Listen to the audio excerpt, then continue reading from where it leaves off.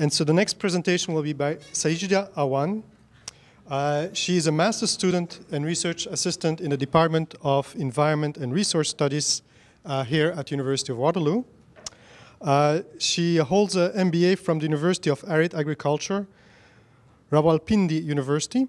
Sajida has also worked for 2.5 years at UNICEF in their water, environment, and sanitation projects under the Earthquake Emergency Support Program. And so today, Sajida will talk to us about linkages or linkage between environmental changes and changes in property rights system. Please go ahead. So the topic that I'm presenting today is degradation in Ramsar Sites, and the particular case is Nurriri and Jubhoo Lagoon in the Indus Delta of Pakistan. And I would first like to just go through an outline of the presentation that I'm giving today. First, I will be introducing about these two Ramsar sites, and then also about objective of my presentation. I will be talking about the overall context and problem, and environmental changes in Nurriri and Jubhoo Lagoon. What is the change in the property rights system, and how we link environmental changes and property rights system. And at the end, of course, conclusion. So first, to give you the geographical background of where these two lagoons are located. So if you see, it's very much in this south of Pakistan, which is called as an Indus Delta. And this, why I selected Indus Delta, because it's world's 5th largest delta, and then also it has like around 17 creeks and world's 7th largest mangroves in it. And while highlighting the area, I would like to mention that almost 650,000 acres of the land has already been swollen by the sea because of the sea intrusion.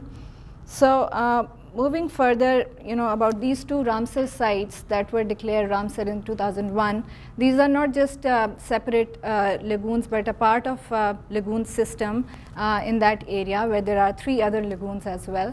If you see, the characteristics of these lagoons are more or less similar. They have shallow, brackish kind of characteristics, and then also they support many, and they are home for many migratory birds as well.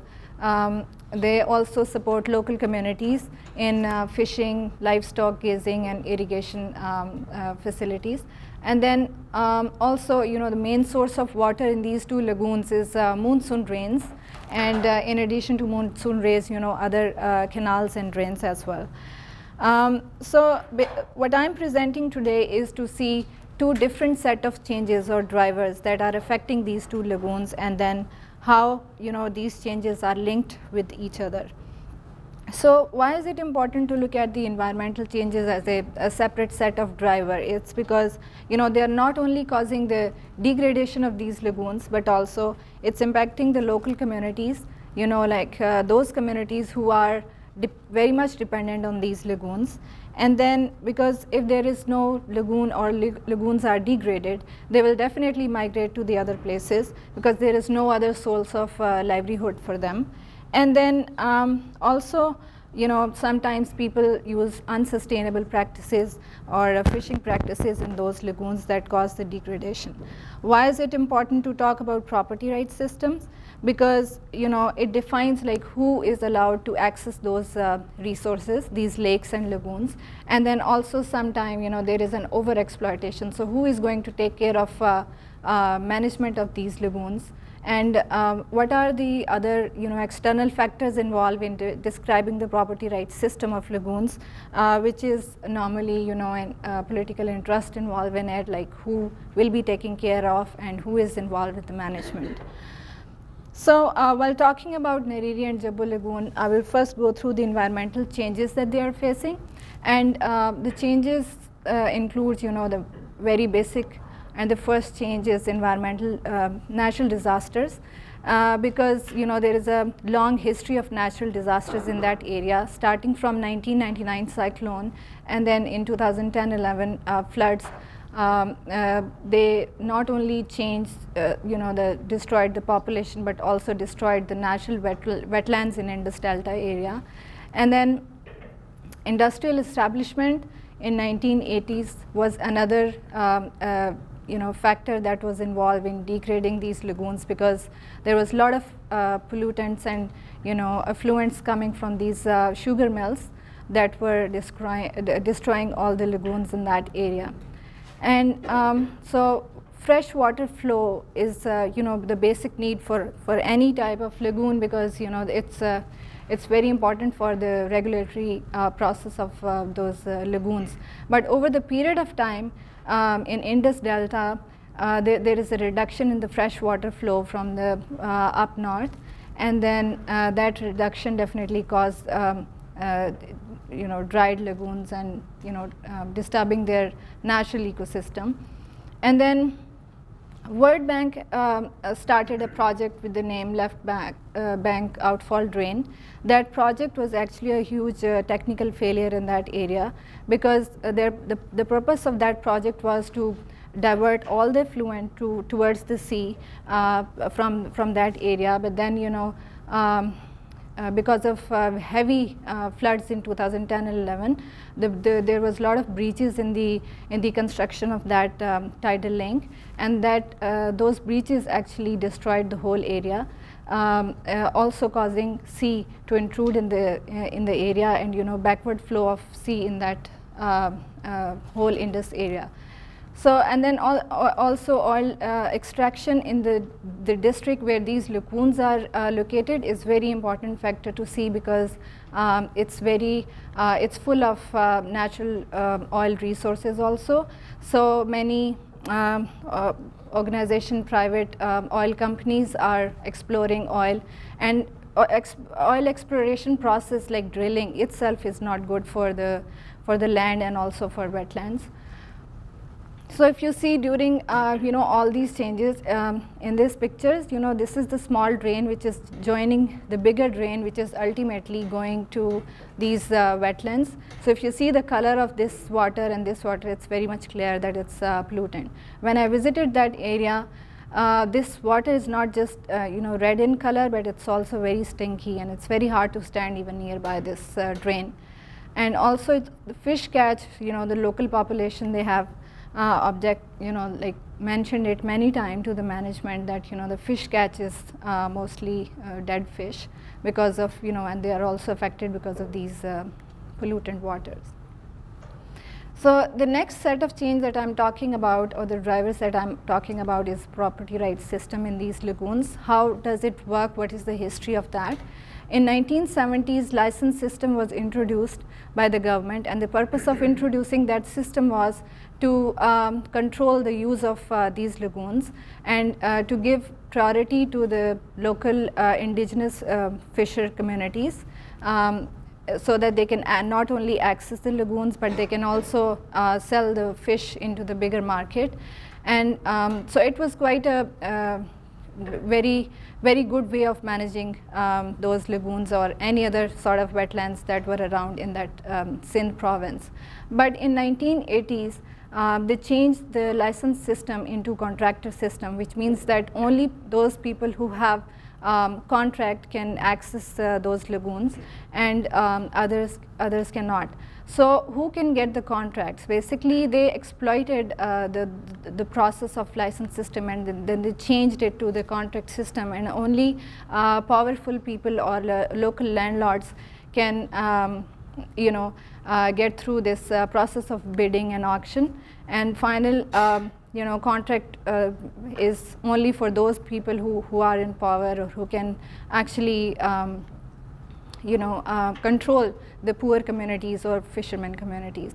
So definitely then it exploited the whole area in a way that many people who were not even involved in fishing business, they had to get into fishing business for money and all that, and then they used to sell the fish to the bigger market. Local poor fishermen had no access at that time to the bigger market because contract system was there. And then it got worse with this with the period of time when rangers got control after India-Pakistan war, because it's a border area with India, And then, control of rangers was only to protect that area, but then they suddenly also got involved in the contract system. They were also controlling that area and were not allowing local fisher communities, indigenous fisher communities to access that. And then overall problem exaggerated over the period of time. And then with the involvement of rangers in that area, those lagoons and their management part was completely ignored at that time. And then, so finally, like after a lot of protest and, after 10 years of struggle, finally they decided, government decided to move or to, restore the license system in 2011.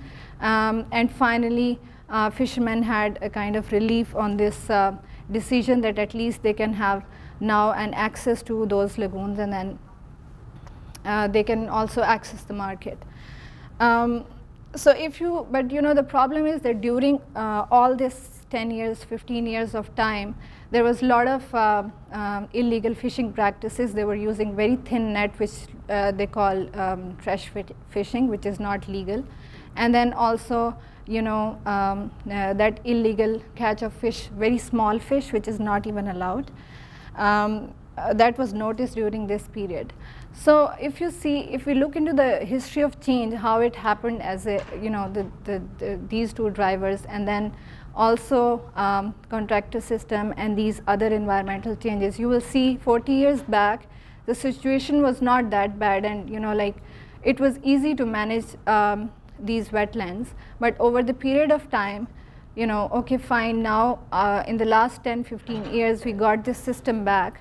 But then over the period of time, we can see that there is a lot of pressure here in this time period, that there are a lot of environmental changes that have already caused degradation in these lagoons. So now there is no water in these lagoons as such. So what is the point of having a license system back? This is the question that arises, after doing my research, that we have two different processes where we are talking about property rights system and then environmental system. And if we consider them as a process, how do you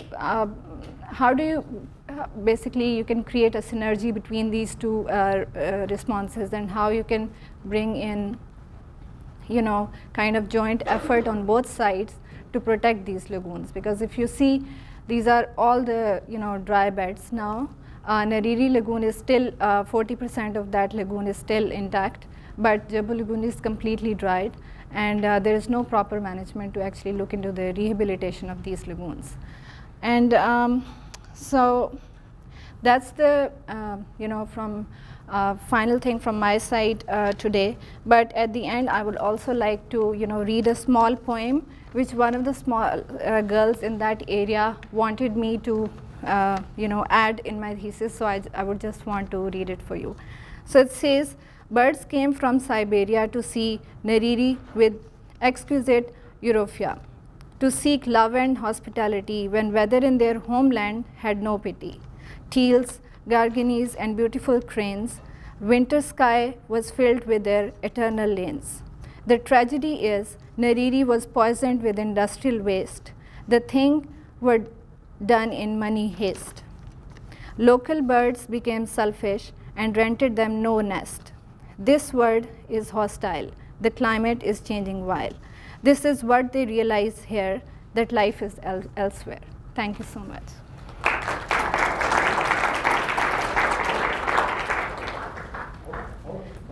Okay. Got time for one question? Comment? Go ahead. So I don't quite understand how Ramsar works. Would these sites be downlisted, downgraded? How does that go back to the convention that recognizes these important spaces? Well, actually, still they are listed as Ramsar sites because there is still a chance, and government is still trying to make it possible to rehabilitate them.